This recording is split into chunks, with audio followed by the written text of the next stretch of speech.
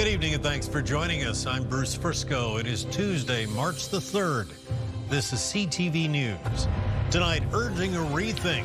Demonstrators concerned about Nova Scotia's growing focus on mining and energy. Selling the province. New Brunswick's premier hopes that tungsten mine will be up and running sooner rather than later. And from the barbecue to bricks and mortar, how one Maritimer turned his Java dream into reality. Live from our Maritime's News Center, this is CTV News. Here is Bruce Frisco. Good evening. Hundreds of people demonstrated at Province House in Halifax today, upset with budget cuts and what they see as an erosion of Indigenous rights. As CTV's Jesse Thomas tells us tonight, there does seem to be a growing divide between environmental concerns and proposed energy and mining projects. Granville Street was closed to traffic as protesters demonstrated outside the provincial legislature, calling on the PC government to rethink its push to develop natural resources like onshore gas and mining for certain critical minerals, and to include Mi'kmaq in the process. And we have to start working together. That's the only thing that's going to save us, is working together, shoulder to shoulder with all our neighbors. Premier Tim Houston was absent from his seat in Province House today while attending a mining conference in Toronto, where he's talking directly to industry to encourage development here. The Houston government says there's a demand for critical minerals, and mining can help drive the economy by tapping into those natural resources. We know we have to grow our economy here in Nova Scotia, and we need to do that by using our resources. Maloney spoke to the crowd, sending a message to the mining industry saying if the Mi'kmaq aren't at the table and consulted, then industry isn't welcome. Nothing happens in Nova Scotia without the will of the people and Mi'kmaq rights being met. Indigenous and LNU Affairs Minister Leah Martin didn't meet with protesters outside, but did say her government is meeting with Mi'kmaq leaders and meeting consultation requirements. And it's a requirement. It's something that we take very, very, very seriously. And we will always uphold our duty to consult. The province spent $300,000 in this year's budget to help develop the mining sector and gave Invest Nova Scotia $1.5 million to encourage development of natural resources like mining and forestry work. Jesse Thomas, CTV News, Halifax. And we did learn today one of those energy projects will be getting a massive injection of corporate money. A major onshore wind project has secured $240 million in financing from New York-based Nuveen Infrastructure Credit. Phase 1 will see 4 turbine projects around the province, all of them sending power through the provincial grid to a hydrogen and ammonia plant in Point Tupper, with eventual exports to Europe. It represents 500 jobs during construction, 100 during operation. There is massive benefits for provincial and municipal tax revenues, $500 million over the project. Construction is expected to start this year, with the project expected to be operational by 2028. New Brunswick's premier is hoping to steer the province back to the future when mining was a large contributor to the GDP. CTV's Laura Brown has more. Susan Holt is confident the Sisson tungsten mine will be realized, but she's not quite as sure there's a way to speed it up. I can't tell you right now that they're guaranteed is, but we are going to look for every opportunity to see that economic impact quickly. The premier met with the company behind the mine, Northcliffe Resources, who said they're on track to finish an updated feasibility study in early summer. Then they'll have to work on meeting the province's 40 environmental impact conditions, which will likely take a year, says Holt. So the plan from sort of mid-2026 through to mid-2027 is to get that engineering design done, get those conditions met, and do the work on those. Mid to late 2027, it's expected Northcliffe will make their final investment decision.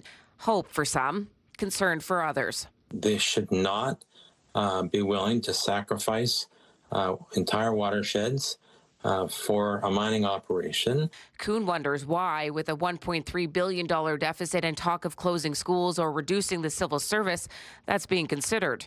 Holt maintains she's trying to find investment. We've got to grow the economy, and I'm here selling New Brunswick. Laura Brown, CTV News, Fredericton. Small businesses in our region got a boost from the federal government to help grow AI projects today. So the feds have earmarked $8.5 million for 40 projects in Atlantic Canada. The money will be used for AI-powered sales tools, smart automation, and digital skills training as well.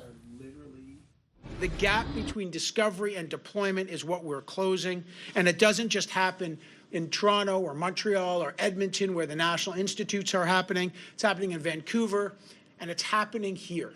This hub is very special. Halifax is... Ottawa is spending $200 million over 5 years to foster artificial intelligence innovation right across the country. Get the Maritime's top stories, breaking news alerts, and watch live. Download the CTV News app. Nova Scotia RCMP were targeting non-government cannabis dispensaries again today. RCMP say they inspected 5 storefronts and seized illegal cannabis. The dispensaries located on First Nations right across the province.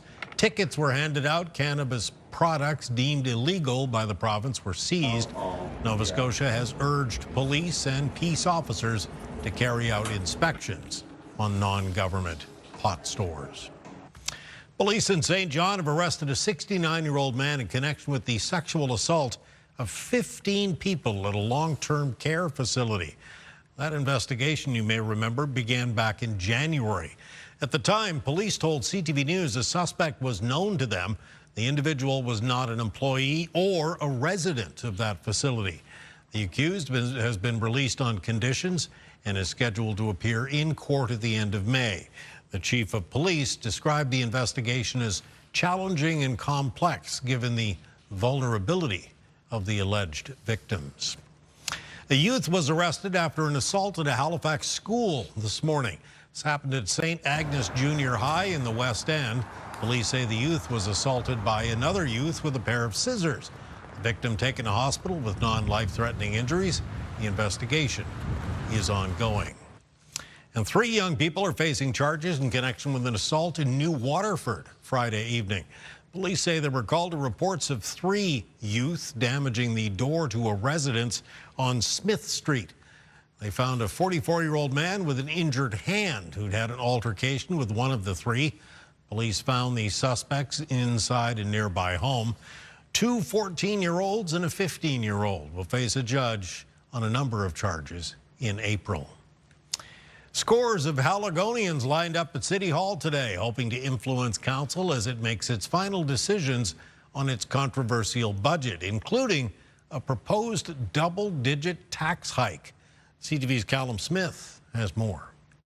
Dozens of people signed up to speak. Let me be clear. We have an affordability crisis in this municipality that does not and cannot support a multi-year double-digit tax increase, and to deny that is reckless. But some don't mind what's on the table, asking for a tax increase to make the city, quote, worth living in. Please stop kicking the can down the road. The decisions made to keep taxes low in the past have led us to the situation we're in today. Speakers included developers, landlords, and commercial real estate consulting firms.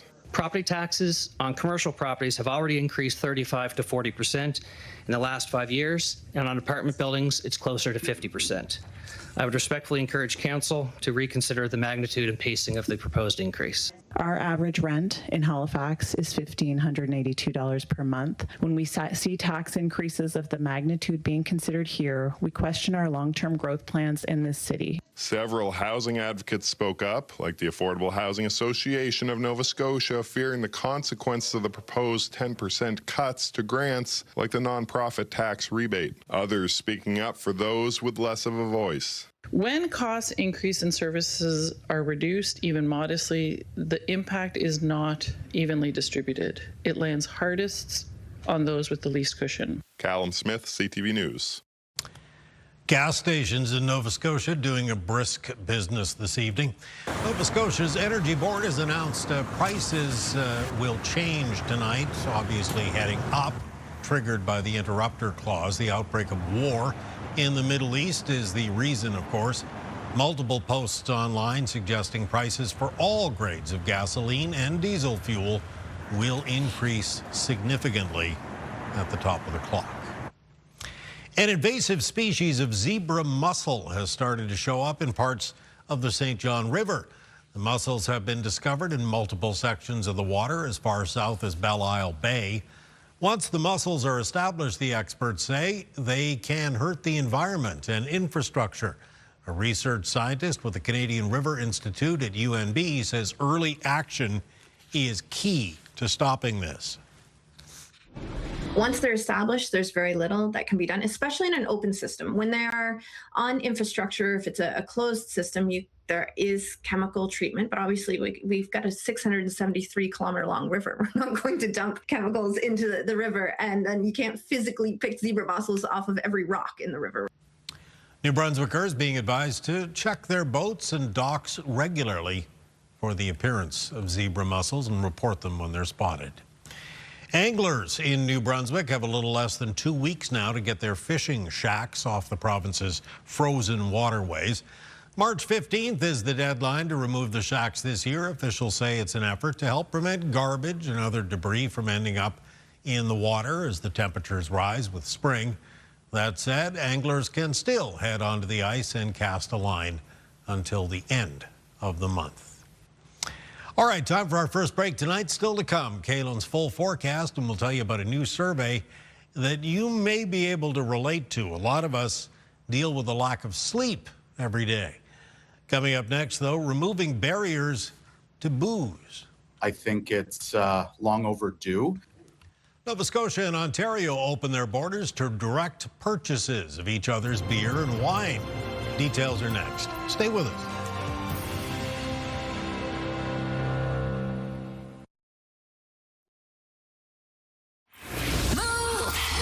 With Aaron and Peter. 60 seconds, 10 questions. If you can pull that off, you're going to win $1 grand. Join us every weekday at 7 a.m. for the $1,000 minute. Nova Scotians who appreciate sparkling wine and craft beer from central Canada can now purchase their favorites right from the producers. And it goes the other way as well. It's all thanks to a deal signed yesterday between the two provinces. And while it looks good on paper, the move may benefit some producers more than others. Here's CTV's Vanessa Wright. It's a done deal by Nova Scotia and Ontario. Consumers can soon purchase craft beer, wine, and other alcoholic beverages directly from producers in each province. A win for private liquor stores in Nova Scotia. And we've got a lot of great wine producers, beer producers, and spirit producers in Nova Scotia. So any opportunity to showcase that and expand that beyond Nova Scotia and show the great work that we're doing here I think is a great opportunity. I think it's long overdue. Tomas Morana co-owns a private liquor store in Toronto and says it's a positive move for his business. Previously, Ontario customers could only buy alcohol from another province if they were listed by the Liquor Control Board of Ontario. It's part of the reason why, as a business owner, I'm struggling with selling more Canadian products because of all the red tape and all the interprovincial policies that don't make it easy for me to buy wine from Vancouver or beer from Quebec. But some in the craft beer industry have mixed feelings about it. Jeff Green with Burnside Brewing was hoping government would address other issues affecting breweries in Nova Scotia. Things that address, our retail environment, our, what we feel is like a really overburdened taxation on local craft brewers. So, while opening up to Ontario certainly doesn't hurt, it doesn't address the real underlying issues. Vanessa Wright, CTV News, Halifax. Thank you, Vanessa Wright. Time for a quick little break, but when we return, it's your complete maritime weather forecast. The snow is coming down out there, but it won't last too long. Kaylin's got the details when we come back.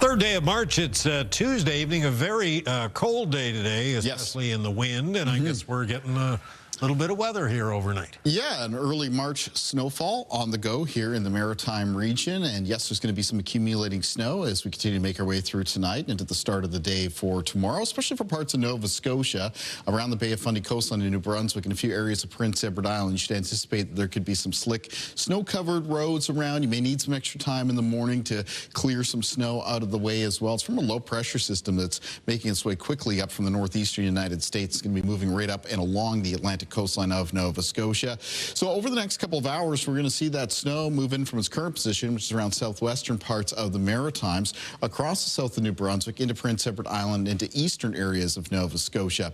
Now, for Nova Scotia, around the Atlantic coastline in the southwest of the province, some rain may mix in, or there might even be a brief period where it turns over to rain before the mix of snow and rain clears. And that will happen as we move through Wednesday morning, because, again, this is a pretty quick mover. Wednesday afternoon for the region, a mix of sun and cloud, breezy west winds, but also some milder temperatures. So snowiest, slipperiest conditions around during the overnight and the morning, but then there should be a good deal of melt of that freshly fallen snow as we make our way through the afternoon. Now, snowfall amounts of this weather system around the Atlantic coastline of Nova Scotia in the southwest of that province, 5 to 10 centimeters before it finishes as a little bit of rain. In the interior of Nova Scotia, snowfall amounts may be as high as 10 to 15 centimeters of snow. 5 to 10 centimeters of snow possible in Cumberland and Colchester counties, as well as parts of the east of Prince Edward Island and around the Bay of Fundy coastline. And then much of the rest of the Maritimes could see up to around 5 centimeters of snow. Remember, though, it doesn't take all that much to accumulate on the roads to make them slippery. Taking a look at the winds in the forecast, as I mentioned, as the system moves through, winds become westerly for Wednesday afternoon, and they'll have some gusts between 20 and 40 kilometers per hour. Low temperatures tonight in the Maritimes, in a lot of cases, will fall into a range around -1 to -6, though for northern areas of New Brunswick between -5 and -8. Tomorrow afternoon, though, temperatures recover, and they get up to the range for around 3 to 7 degrees for communities in the north of New Brunswick, with central and southern parts of that province with high temperatures between 6 and 8. For Prince Edward Island for tomorrow, high temperatures between 3 and 5 degrees for the province. In eastern areas of Nova Scotia and Cape Breton, the highs between 2 and 4 degrees. For the North Shore and Eastern Shore, between 4 and 6. Northern and central areas of Nova Scotia for tomorrow, with the high temperatures mostly between 4 and 7. High temperatures will get up to near 6 degrees for the Annapolis Valley, 4 for Digby, and on the south shore of Nova Scotia, high temperatures between 4 and 7 degrees. In the 7-day planner for New Brunswick, temperatures do turn colder through the end of this week. Now, on Saturday, it's a mixture of snow and rain developing. Should be a lighter mixture of snow and rain, but some further rain expected Saturday night into Sunday morning before it clears away. Don't forget, clocks go forward on Sunday. Mix of sun and cloud on Monday, and a chance of showers on Tuesday of next week. For Nova Scotia in the forecast, temperatures do turn colder for Thursday and Friday. Isolated flurries on Thursday, a chance of flurries in the southwest of the province on Friday, and then Saturday it's increasing cloudiness, but with some rain expected Saturday night, clearing through Sunday morning. Monday, a mix of sun and cloud, and then a chance of showers after that on Tuesday of next week. And for Prince Edward Island, there's some downs and ups in temperatures over the next several days. Down through the end of this week, turning colder Thursday and Friday, and then it becomes a little bit milder as we make our way through the weekend. A mixture of flurries and showers during the day on Saturday, turning over to some rain Saturday night, clearing through Sunday morning, and looking fairly mild through the start of next week with a chance of showers on Tuesday. Bruce. Nice to see some double-digit highs emerging there, eh? I feel like it's been a while. It's been a long time coming. It has. Okay, thank you, my friend. Wake Up Weather still to come. Stay with us. We'll be right back.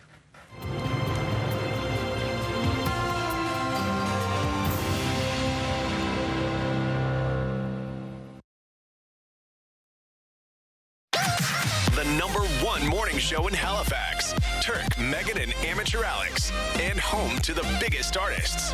Halifax's #1 hit music station. 101.3 Virgin Radio. A new national survey reveals kind of an alarming statistic. 41% of Canadians say they are getting less than 7 hours of sleep per night. And experts say that is actually a public health concern. CTV's Brianne Foley has more. I get lucky if I have 6 hours straight. The latest sleep statistics are alarming. A new Leger study found 41% of Canadians are not getting enough sleep, and that number jumps to 52% in Atlantic Canada. I think that there's a significant number of those Canadians who can't get enough sleep just because of life circumstances. People with little kids, people looking after older parents, shift workers, and so on and so forth. My problem is that there's probably a big chunk of them that could be getting enough sleep and are not making the choices they need to make. According to the survey of those with sleep debt, 57% struggle to fall asleep and 71% report difficulty staying asleep. Even among Canadians who report 7 or more hours of sleep, nearly 65% say they struggle with falling or staying asleep. If you're chronically sleep deprived, you're going to have reduced attention, slower reaction time, poor decision making, and this can show up in key areas of your life, like driving safely. So we asked Maritimers if they think they get enough sleep. Usually around 8 hours. I had sleeping issues in the past, so I try to have like a good routine before bed and not look too much at my phone. Work, and then after work, well, honestly, you cannot sleep right away, right? Regulating our routine, picking a consistent bedtime and a consistent waking time, and sticking to that, recognizing how important sleep is. An important wake-up call for many Canadians who struggle to get a good night's rest. Brianne Foley, CTV News, Halifax. Thank you, Brianne. Time for one final break tonight. Coming up, you'll meet the Cape Breton man who's turned his Java dreams into a reality. First, though, it's your wake-up weather. Here's a live look at Fredericton right now on this Tuesday night, just about Wednesday morning. 0 degrees right now in the Elm City. Stay with us. Kaylin's Wake Up is coming up next.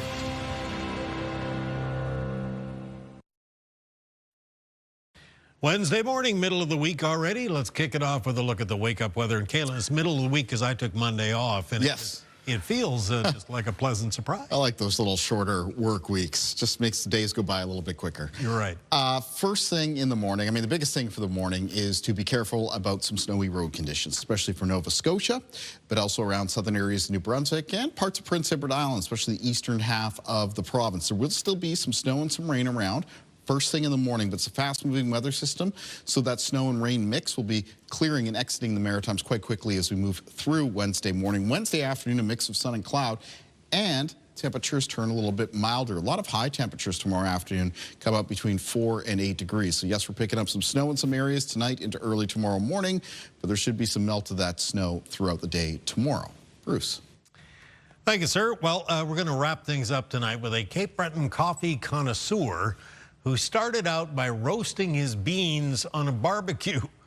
But now, as CTV's Ryan McDonald shows us, he is slinging cups of joe in downtown Sydney. I started roasting in a stainless steel drum roaster that was inside of a barbecue grill. From there, Smith went to the farmer's market where he sold under the name Bungalow Beans. Eventually, he hit the road and slung coffee out of a vintage camper. These days, though, he's parked his product in downtown Sydney, where he's set up shop in this well-known building called the Whale House. It's a beautiful space. There's other food vendors here throughout the week. I absolutely love it. The people are superior. I love it here. While Smith and his new cafe are now reasonably rooted here in downtown Sydney, his journey to becoming a Cape Bretoner in the first place has been a long and interesting road. So I'm from Orlando, Florida, and I was in the U.S. Navy for 20 years, and we actually left the Kingdom of Bahrain, which is in the news right now, and you can see the base that I was stationed on currently, and we retired from the military and came here to Cape Breton, where my wife is from. Happy to call Cape Breton home, Smith loves keeping busy. From the backyard barbecue to these bricks and mortar, for now, it's a jolt of Java worth celebrating. Ryan McDonald, CTV News, Sydney. Always a good time for coffee, isn't it? Okay, that is your late news for tonight. Now, just a reminder, if you joined us a little bit late tonight, or maybe you'd like to take a closer look at any of our stories, you can always visit us online. ctvnewsatlantic.ca is your home for news and updates right around the clock. I'm Bruce Frisco. Thank you for staying up late with us tonight. Have a good evening. We sure hope to see you again tomorrow.